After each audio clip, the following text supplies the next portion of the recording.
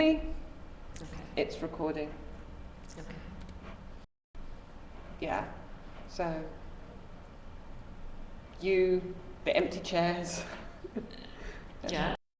I think we're going to make a start on this, and hopefully the internet doesn't stop this end or that end. There's about half a second delay, but we will hopefully have a chance for questions at the end.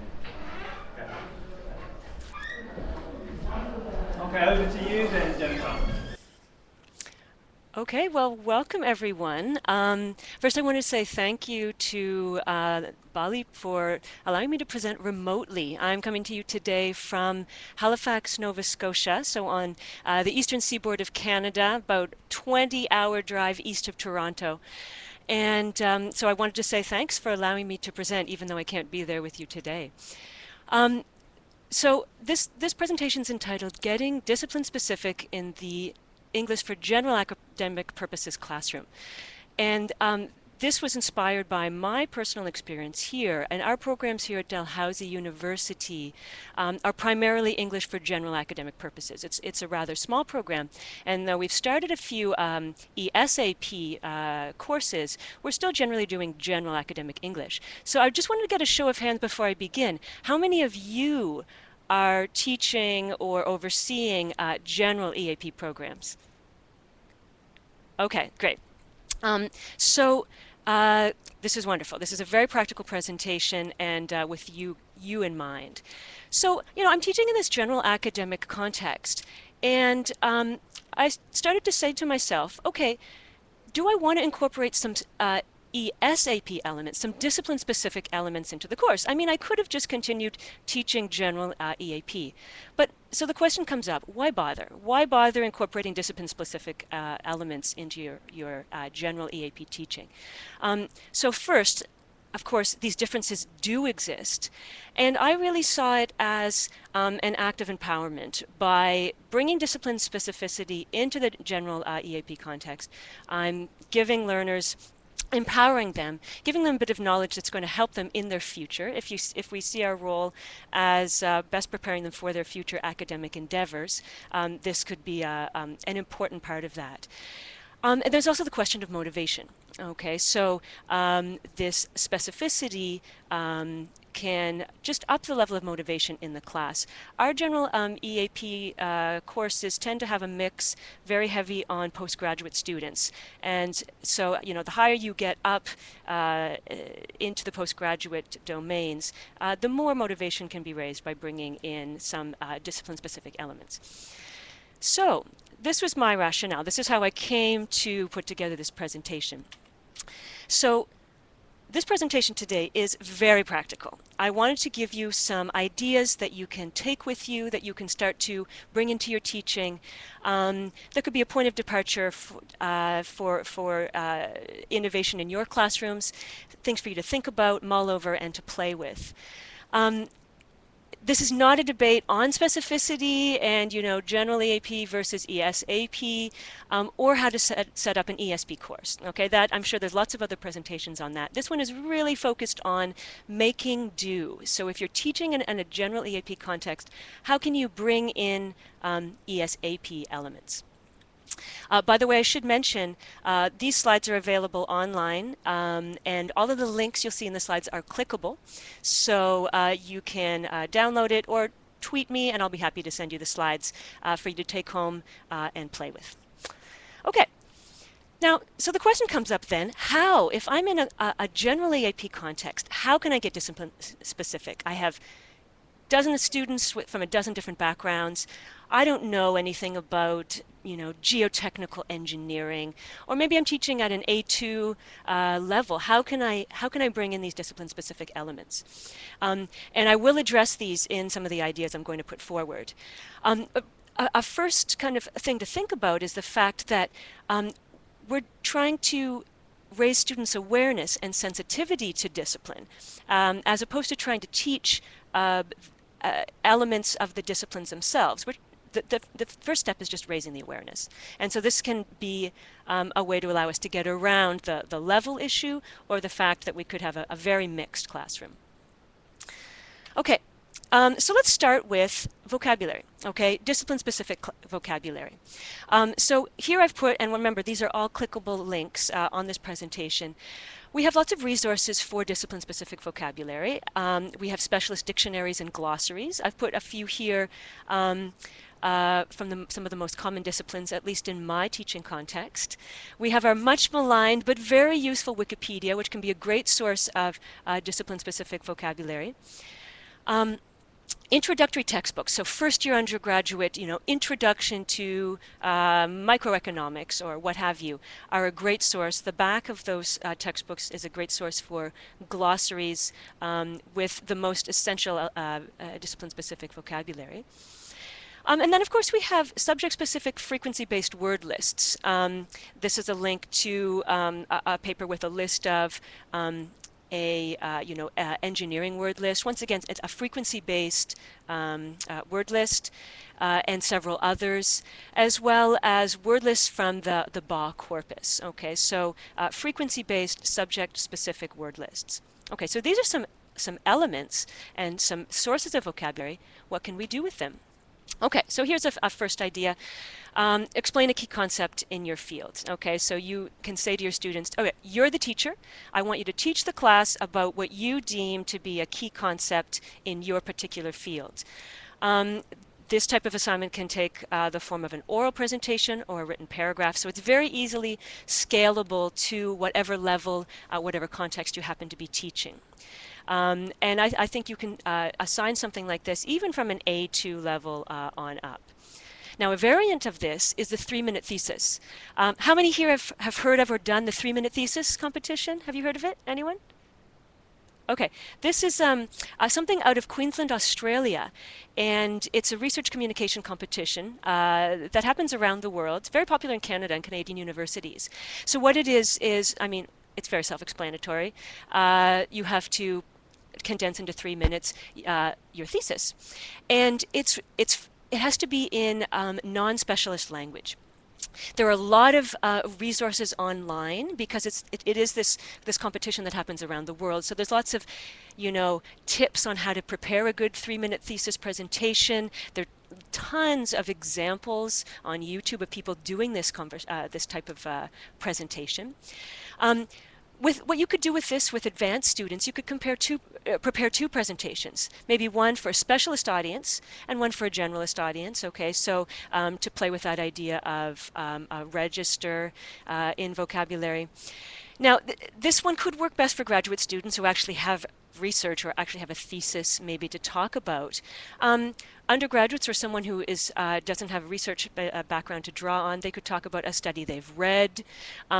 If this isn't a speaking class that's running alongside a writing class, they could do a presentation on whatever they happen to be writing about in the writing class. So it can be adapted to the context.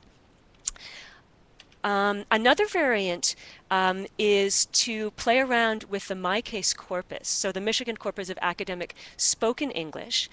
So to choose a few key vocabulary words in a particular discipline and explore them in a spoken context. Now, I know there's also the base corpus, which is the British Academic Spoken English Corpus. What I like about the MyCase corpus, though, is the interface. So you can go in and you can really search for a lot of different spoken academic genres and contexts. You can search by division and discipline, the level of interactivity in a particular context. And what it will generate, it is kind of corpus data, but you could search for a particular term, in this case I've just searched for equilibrium, and just see where it comes up, what types of context, between whom, and of course all of the other aspects you could look for in corpus data and results, the collocations, etc. So that can be a fun play on vocabulary. Okay. Another thing that could be done with vocabulary to bring some discipline specificity into the classroom is students creating their own personal discipline-specific dictionary. Okay, and this is nothing new. I'm sure almost all of us have encourage students to start and to use some type of personal dictionary or vocabulary collection element in class. The difference here would be that it's discipline specific. So, using whatever your favorite technique for either an analog or digital private or shared dictionary would be. So I have here a couple, popular ones: Wikis, Quizlet, Phrasium, etc. But students can bring into their own dictionary the terms, collocations that they've gleaned from their own discipline-specific readings, lectures, or what have you. Where else can they collect this discipline-specific vocabulary for their dictionary? From the Baugh corpus collections in FLAC. So I want to give a hat tip here to Alana Fitzgerald's wonderful resources on the Baugh corpus in the FLACS interface. And you can also draw again on the MyCase corpus, as well as the Michigan corpus of upper year student papers, which is an academic written corpus out of the University of Michigan. And of course, in class, you can generate context for students to reuse this vocabulary. Okay, so this is just a screenshot from the FLACS interface. As you can see, you can browse discipline-specific written work. You can browse it by discipline, you can browse it by genre, and there's some functionality built into this interface where you can cherry pick collocations and vocabulary and collect them into a list. A wonderful resource to play around with. Okay. I think really important through all of this is turning your students into gleaners.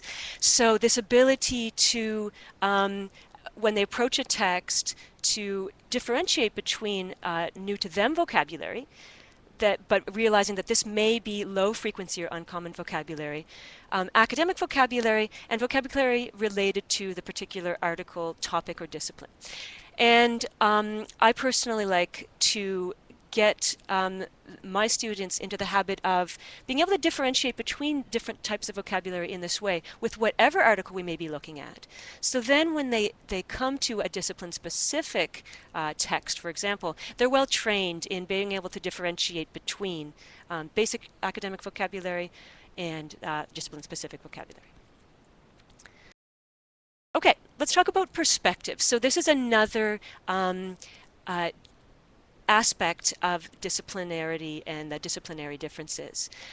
And so getting students to respond to a textbook reading or lecture from their own discipline can be a really great way to adapt. Okay, so you're using your general EAP textbook, and there's whatever generic reading on, I don't know, global warming or what have you. After you do this reading, you can get students to respond on it from the perspective of their background. So from the economic, nursing, engineering, law, whatever perspective. So this is a good way to start from a common reading, but have students bring their own disciplines in. Once again, this can be adapted to whatever level or context you're teaching in, and even with these very low-level learners. And it could be a spoken or written response.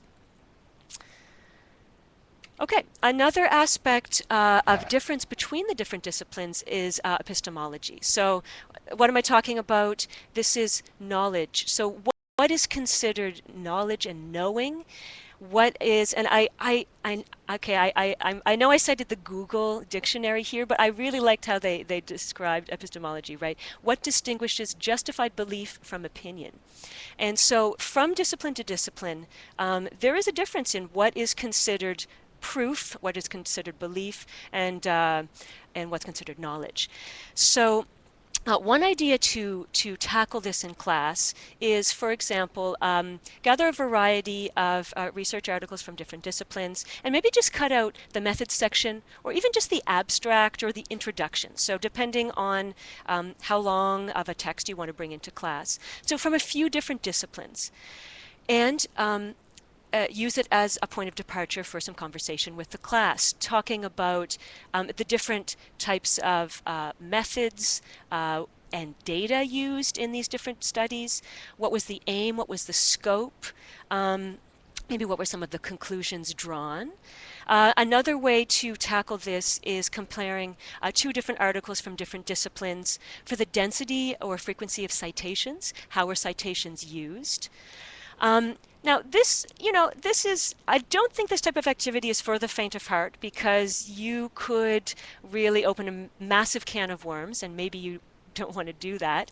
And you also have to be quite comfortable being able to talk about this with the class, and who knows where this conversation could end up. But it could be a way to tackle this issue of epistemology in class. What else do we have? Genre. Okay, so this is, of course, probably, I would say, one of the main features of disciplinary difference that comes to mind when we think about the different disciplines. I've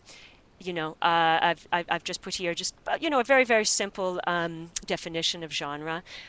This idea of different texts having different purpose, audience, structure, style, and content depending on their context.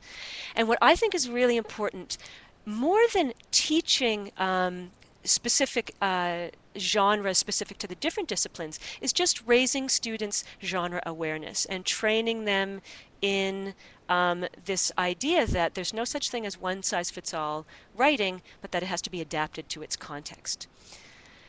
Now, the metaphor I like to use when I talk about genre with my students is the one of footwear.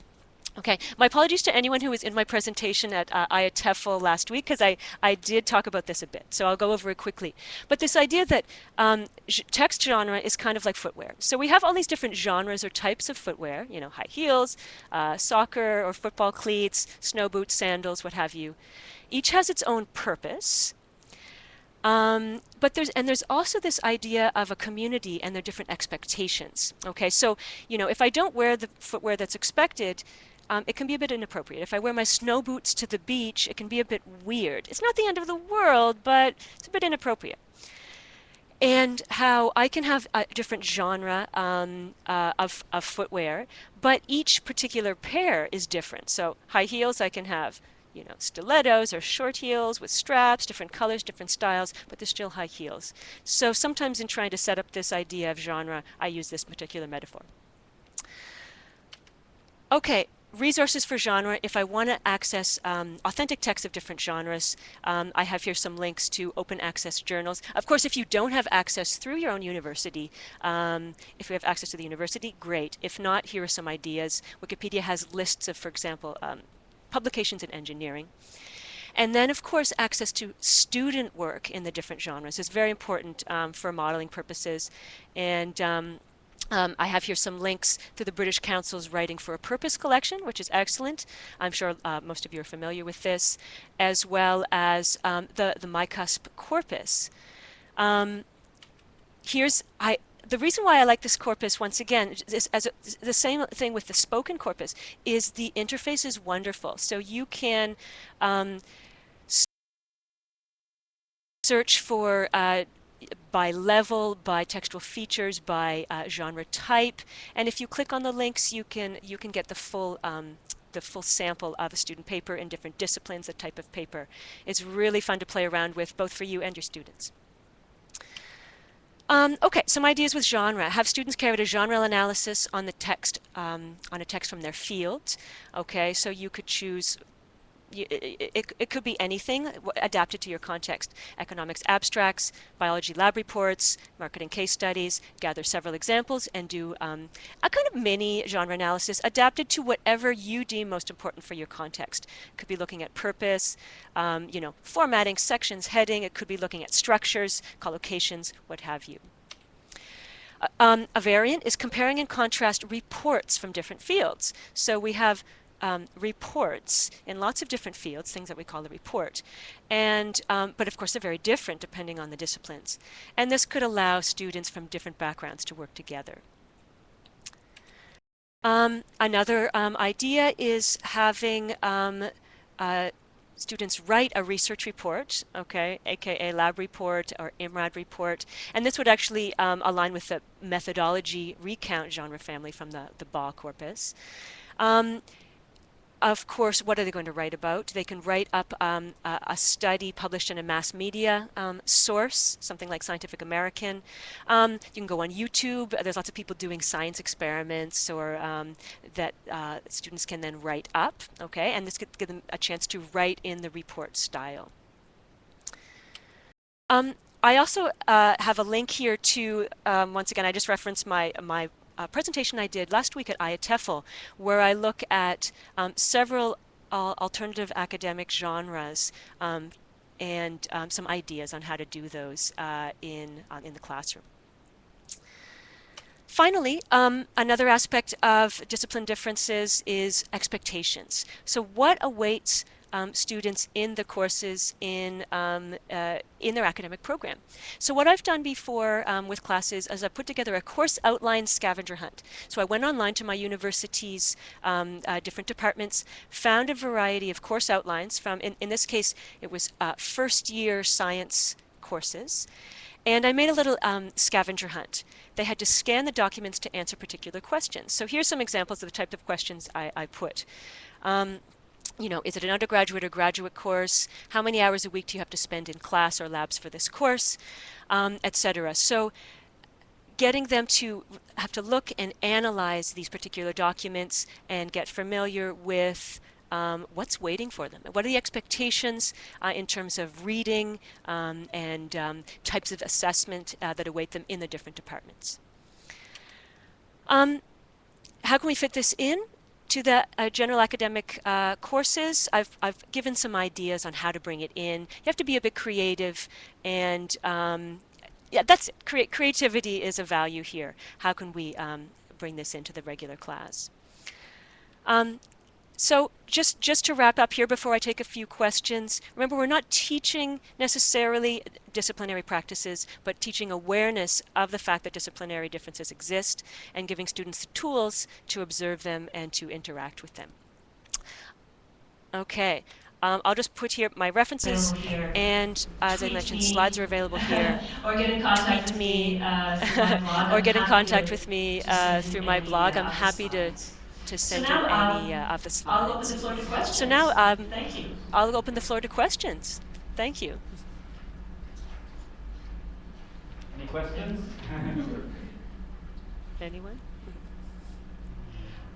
Maybe some of you have experience Maybe to share. some of you have experience to share. Maybe you've done activities similar to those I've talked about that you'd like to share. Feel free. If you're teaching a class, excuse me, a foundation course where all of the students, like I'm at an engineering university, so all of my students are going to be engineers, who's teaching general academic English.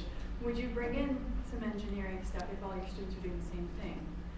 I think I would, yeah. That's actually an ideal situation. I would, yeah. That's actually an ideal situation with everyone having the same background because you can start to draw on some of those engineering resources and sources.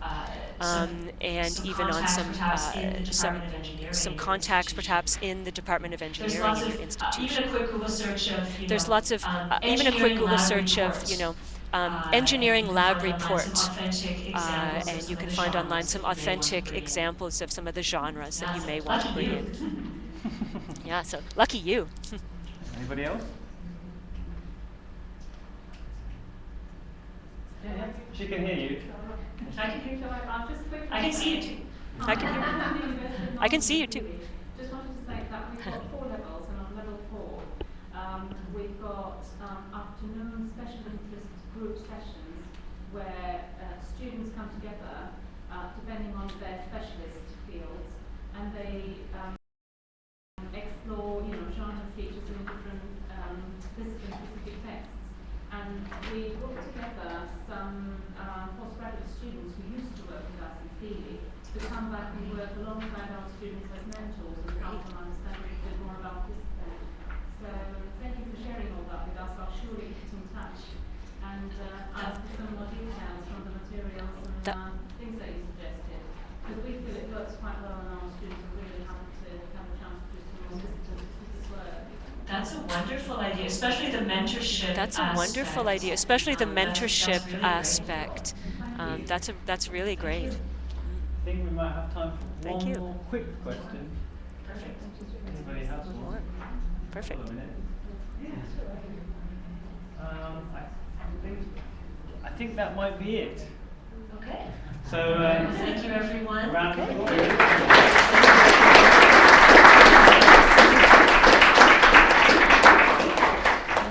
From me, a few. Thank you. Nothing too terrible about that. Jennifer doesn't know that the screen went black at one point, but we won't tell her that. Just for a moment. Ignorance is bliss. Okay, well, Okay, so, ignorance is bliss. Thank you very much. Yeah,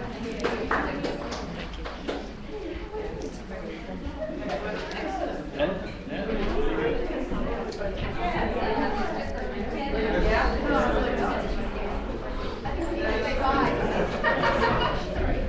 So, how are you doing? Good. Yeah, good job. Great. That was great. How long was the screen blank for? Thank you. Did you see the signs okay? Yeah, oh yeah. I wasn't sure because usually people kind Yeah, oh, of yeah. nod that you were winking, Yeah, perfect. so I wasn't sure. Yeah, I saw that. I saw them. So was the screen light for long? No. So You was know the screen blank for long? You know the power Okay. saving? So you use Adobe for this, did you? Yeah, Adobe Connect. Yeah. I think it was, Yeah. you were so present, even though you were so far away. It's great. Yeah, it's wonderful. And I love how I can see and hear Yeah, you. it's wonderful, and I love how I can see and hear you. All right. Well, thanks, Ross. All right. Well, thanks, Russ. Thank you. Thank you. Oh, wonderful. The Canadian connection. Oh, wonderful. The Canadian connection. Wonderful. Yeah, right. I imagine you've probably got things to be getting on with. Yes. Okay. So should I disconnect? Yeah, it's a shame I can't Yes, carry okay, you so should I around disconnect in you? a box. Take you I would to love to attend the rest of take you to see some. I would love to we are attend gonna the rest put of some the them conference. online later, so you might be able to watch the Great. plenaries and things like that. Okay. Well, good luck with the rest of the weekend. Yep. You Okay, have well, a- good have luck a with the great rest of the time. weekend. All right. See ya. See ya. Thanks a lot. All right, see ya.